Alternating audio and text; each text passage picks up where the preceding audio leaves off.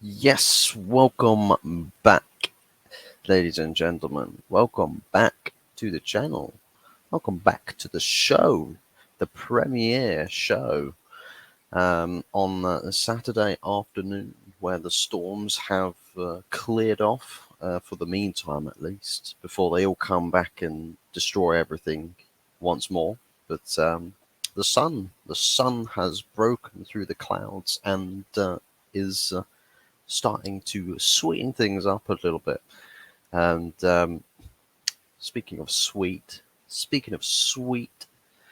um, Eric Ten Hag wants two strikers. He wants two strikers because he's too sweet. But he wants two strikers, according to Samuel Luckhurst. Samuel Luckhurst says Ten Hag wants two forwards to come in this summer, who is an out and out number nine and another who can play across the front. Well, across the front three. So someone who's sort of doing this, I guess, doing this, yeah, left wing, right wing, striker, everything. He's versatile. Yeah, the jack of all trades and the master of none. And as to who that second forward is yet to be revealed. We can only speculate. But as far as the out and out number nine, it seems that the most favourable and preferable option is going to be that of Erasmus Højlund. And supposedly things are picking up. I'd probably reckon that personal terms are pretty much on the cusp of being agreed now, I reckon. Especially with the agencies now, with Rasmus Højlund's switching agencies to the same agency that Ten Hag is currently with, and trying to sort of quick fix things together and basically complete the transfer before getting the fee agreed between the clubs. Um, Kind of like what we have done with Mason Mount and what we're supposedly doing right now with Andre Onana. So, it's all roads lead to Rome, and it all looks a bit positive at the moment on the transfer front. But as we know, with Rasmus Højlund being supposedly the out and out number nine striker, we are left to question who is the other forward? Who can the other forward be? Now, if I'm going based off of forwards that can play across the front three, someone who's versatile, someone who's not quite your traditional number nine goal scoring striker, but rather someone who creates or essentially a number 10 is what Ten Hag is supposedly saying here. The 10 that plays a false nine or can operate in the number nine position if the game plan needs to change in any way. And as for who that player is, we don't know, but we can speculate. So let's speculate. Mm. Cheers, guys. I'm on the Coke today. Don't worry, it's not that kind of Coke, but still. Who is the other number nine? So, a couple of names have been mentioned. A couple of speculative names. Apparently, some people think on a realistic basis that it's actually Kylian Mbappe. What's wrong with you? Y'all need to go get help if you think that Mbappe is the other forward. Y'all need some help. Straight up, Helen needs some help. Things looking peak for him. But there is one name that has cropped up that I think is quite realistic and is quite possible, is quite doable, and would be Joao Felix. Joao Felix. And supposedly we would be getting a Portuguese player in on a loan deal, essentially, because we ain't got money to spend. We ain't got money to spend, so we have to sell the process a little bit short, But to plug the gaps, maybe it just have to be loan deals. It's probably what it has to be. Probably have to resort to Plan B, and Plan B is loaning in players, and Felix is probably a good option for what Ten Hag is looking for in the attacking department of the team. He can do a lot of things. One thing that I think we've seen with Chelsea, I mean, I suppose it's sort of a write-off with Chelsea, with players that were playing for Chelsea last season. A bit of a write-off because everyone was pretty much just playing absolutely dog water last season, and you essentially can write it off and just say, well, that's just an oddity. That's the don't know what the term is called, but yeah, it's the odd one out, right? It's just the odd one out season. They're not going to be crap like that next season. The same players that were crap this last season probably won't be crap this season. I see Chelsea fans absolutely hyping up Mykhailo Mudryk on the under 21s, or the Euros under 21s. I think it's the Euros under 21s tournaments, and yeah, they're hyping him up into oblivion.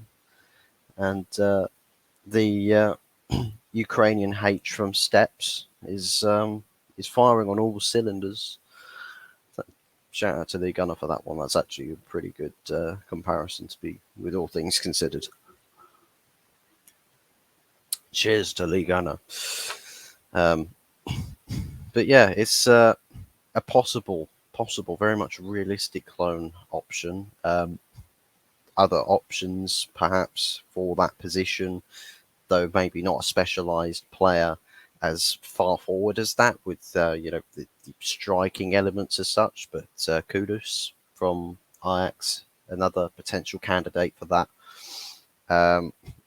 Just actually reading through the comments in response to the Nat Luckhurst tweet, and just basically seeing what people are saying. I think a lot of people saying Osimhen. Osimhen, we are well off the market for Osimhen. No chance of that happening. I hear some people still talking about Kane. Unfortunately, that's not going to happen in any respects. If anyone's getting Kane, probably, if they're not going to pay money or splash cash like crazy this summer, he's not leaving. He'll be gone next summer. I say he'll be gone next summer. We don't know what goes through Kane's mind. He might decide, well, actually, I don't fancy winning trophies in my career. I will regrettably retire with my tail tucked between my legs. But at least I got a goal scoring award, right? At least I got the goal scoring award. Woo! Go me! Go me! I sit on I'll literally be remembered for sitting at the top of a website of stats. That's it. You are a stat. That's your career, Kane. A stat. No trophies, nothing. Just a stat. That's depressing. You get called world-class striker, world-class this, world-class that. You've got no trophies to your name, but people will only ever remember you for a stat that you scored most goals. Like, you don't... Like, what would you get? A little handout? Oh, well done. It's like the participation awards that you get, that like picture frame certificates inside. You probably get that. I mean, what? It's probably one of those ornaments that you hang up in your house, and it's just like someone will walk past it and just go, "Oh, look at these pictures. Oh, that one's not a picture. Oh, what's that? Oh, top scorer. This seems a bit out of place, Harry. Seems a bit out of place. Not quite looking like an art gallery in here, but even so." See some people talking about Karim Adeyemi from Dortmund. Don't know much about the guy. Haven't really watched any Bundesliga football. So, I mean, some people, for anyone else that has watched Bundesliga football or actually does know a lot about, or anything about Karim Adeyemi, you might think about that and say, oh, actually, that's a pretty good shout. But then again, realistically, when you talk about money that we have to spend, or money that the board can spend or would want to spend, people like your Adeyemis, people like the Vlahovic's or the Mbappe's, Kane's or Osimhen's, you need to spend big transfer fees just to get them in through the door. I think even the Kolo Muani, as an alternative with the French forward, I mean, he's not the out-and-out number 9 goal scorer, so he would potentially fit the bill for the second striker, or the second forward to come in to play for Erik ten Hag. Maybe that's what United sought after, this is probably like the second number 9. I reckon is going to be one of those moves that we don't make before any preseason games. We'll probably get to like the second or third game of the Premier League season before we make a second number 9 signing, like, or a second striker or forward. So striker, like signings like this, like the Suzuki goalkeeper Zion Suzuki, that I did a video on yesterday as well. Go check it out and smash a like on that. A signing like your backups, like your Zion Suzuki's and the second number 9s, like loaning in Joao Felix or Kolo Muani, or people like that. We probably won't expect to see a signing like that happen until much later in the window, much later. I think same thing goes for the signings like Amrabat's or Romeo Lavia's. But the problem with if we're targeting Romeo Lavia, you have to sort it out now, because I think there's a lot of clubs that want to sort out a signing like Lavia now.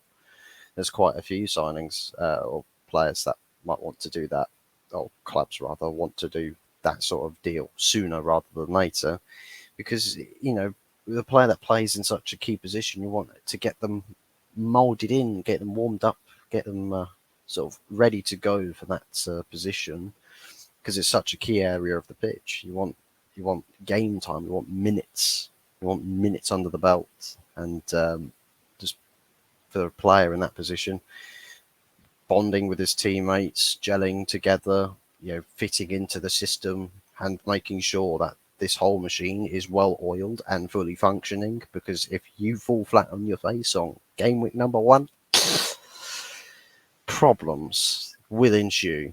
As the term goes, you fail to prepare to fail, and that is the letter of the law in elite football. So it's just one of those things. And maybe with some of these backup signings, I mean, whilst I can agree perhaps it's not going to happen until later on with a second goalkeeper or the second number 9 or the second forward player, probably won't happen until later in the window.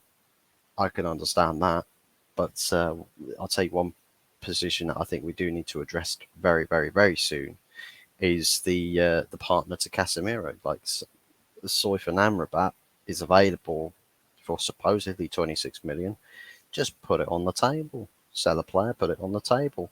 Get the signing in, happy days. Key position or key part of your team, key part of your squad's been addressed.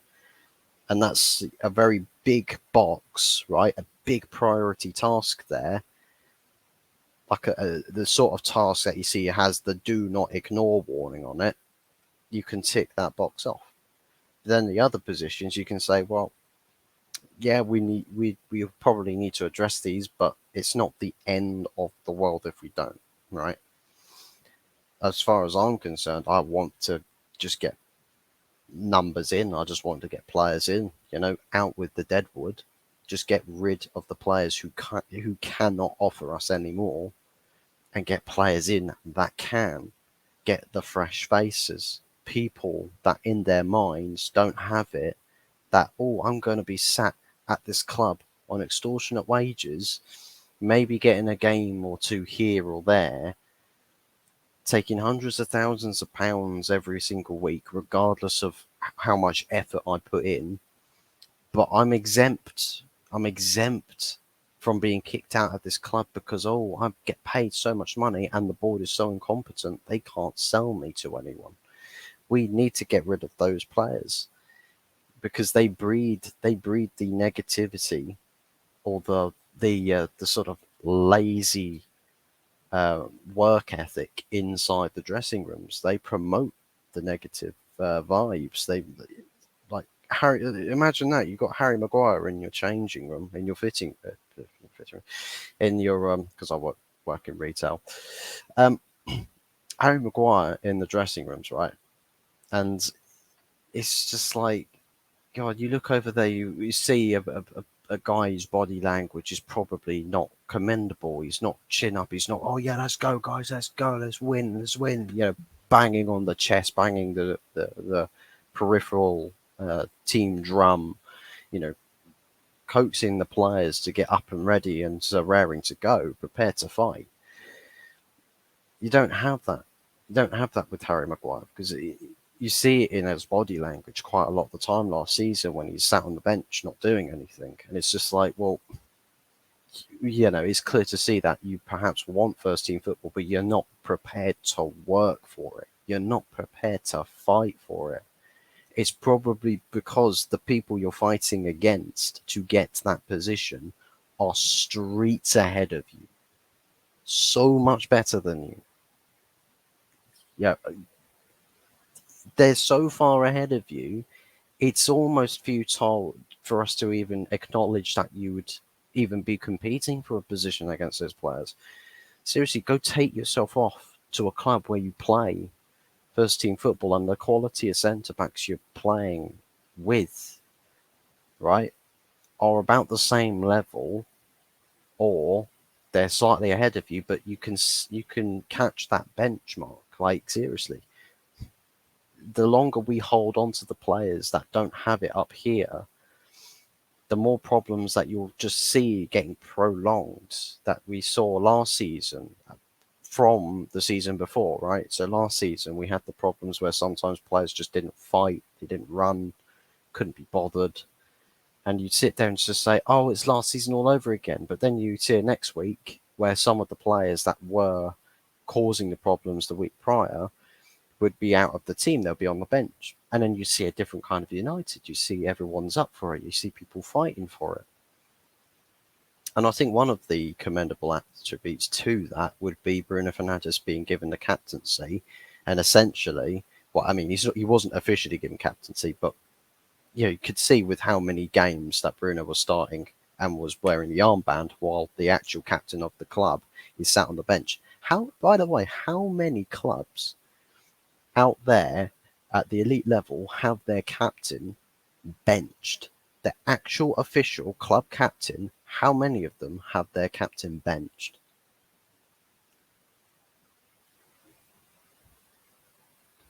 You're probably going to have to do a bit of soul searching just to find even the slightest hint. Maybe I'm completely ignorant to the fact that there's quite a common trend with doing that. Maybe, but then again, who else do you realistically think will bench their captain, despite everyone knowing, oh, that's the guy, that's the dressing room leader? It's like, seriously, he just bears the title.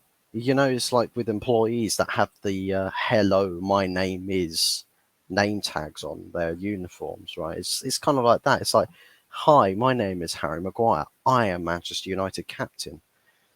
That's your captaincy. Is literally a name tag. It is a name tag. That's what your captaincy is based off of, is a name tag. Say, hey, I'm Harry Maguire. I'm captain of Manchester United. Nice to meet you. And everyone would be like, well, I ain't shaking that hand. With how much you get sat on the bench and get excluded from the bigger picture, God knows what you get up to with your right hand. Sheesh. But anyways, as for the second number 9 option, personally, if I were to pick another player to come in as the second forward, I think realistically we have to deal in realistics, right? We have to deal in realisms, whatnot. I don't want to, but the realistic, the options are limited. They stink. The options stink. But realistically, Joao Felix on loan, probably the most realistic and doable. Like, we're talking about Manchester United's board here, it's the most doable at their level. I don't want that. I don't want to lower the ambition of my board, but it's like, even if I demand my board to do that, I know they're not going to do it. But the thing is that if I put pressure on my board, who's sacking them? Who would sack them? No one's sacking them. You think the Glazers will sack that board? That board is the sole reason that they've been able to stay where they are without without a hitch. Like, seriously, that board has deflected for so many years the actual blames for this club's shortcomings. Ed Woodward was the chief deflector. Super League, the ESL happened, and my God, it all came falling squarely on Ed Woodward's shoulder. Why? Because his name was on the docket. His name was on the docket, so straight away, everything falls down. Oh, look, it's Ed Woodward's fault. Protest outside his house and everything. Ed Woodward resigns. He quits. He leaves. But it's jobs for the boys. Everyone's comfortable, right? Well, that's the thing. Being a chief deflector, as long as you can kiss ass and deflect everything, any accountability from this ownership, you get the job. Seriously, you'll get the job. What qualifications do? Nah, I don't have any qualifications. Oh, well, it doesn't matter. Doesn't matter. Who cares about qualifications anyway, right? Just rip up that CV, you know. But anyways, each to their own. See someone talk about Paulo Dybala. I mean, possible, but is that the quality we? Well, I mean, he has got some quality, but it's one of those. You know, if you sign him, he comes to the Premier League, he probably flops. Realistically speaking, I think Paulo Dybala potentially flops if he does come to the Prem. It sucks. It really, really sucks, because I think previously I've actually quite liked Paulo Dybala, but from what I've seen at Roma, from the games I have watched, hasn't been that great. Just another face in the crowd. Unfortunately not. But let me know what you guys think about the options that we have to deal with the strikers, and whether you think that Rasmus Højlund is the number 9 you would select. You would choose the goal scorer to end all goal scorers. Personally, there's probably quite a few better options than Højlund out there as far as out-and-out number 9s go, as your traditional goal scorers go.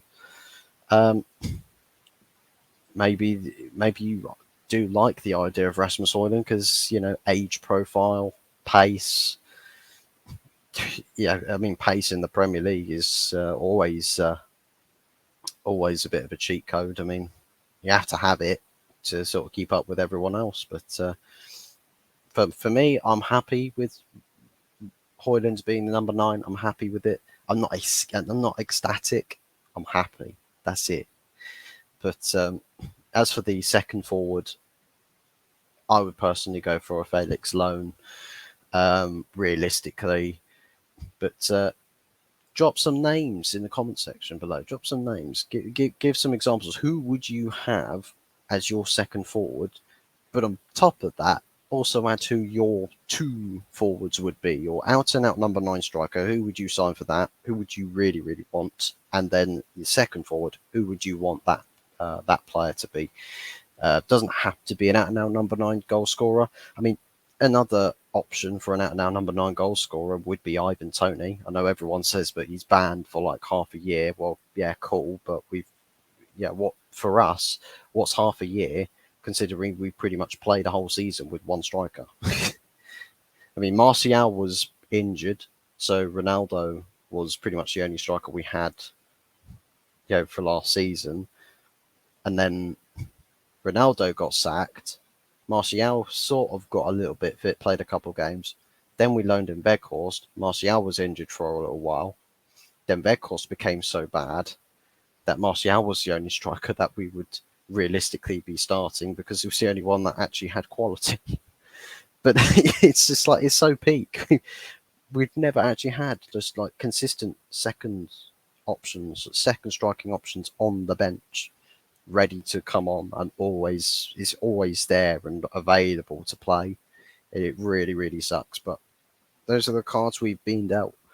But let me know. Give me some names in the comment section below, as well as all the other thoughts and feelings about all other matters that we've discussed here today. maybe something that hasn't been discussed that's just on your mind, drop it down there. I'll read all the comments and respond to pretty much all of them anyway. So yeah, but I'm going to wrap it up there. It's definitely considerably longer video today because I'm only really planning for this to be the only upload today because I mean it's the weekend. It's the weekend. It's muggy. It's hot. The air is heavy, and there's all sorts of things going on. All sorts of things going on. Um, so I'll probably leave it to just the one upload today. But if we do get breaking news, I can do either flash updates like maybe a couple minute videos. I'll try and I do want to try and get my flash update videos to as ridiculously short as possible because I know that a big video pretty hard to watch, pretty hard to stay engaged with. Um, as even for a 26-minute video, for example. I mean, this is going on forever, but much longer than I was expecting it to go on for. But it's the only upload, so it's like stack up the time. But yeah, I'm gonna leave this video. I'm gonna leave it here and let you fine folks go. Do be sure to smash a like on this video and subscribe if you haven't done so already. We are on the road to absolutely wherever we fancy going. I'm not going to be, I can't be bothered to really set targets. It's just we go as we go, right?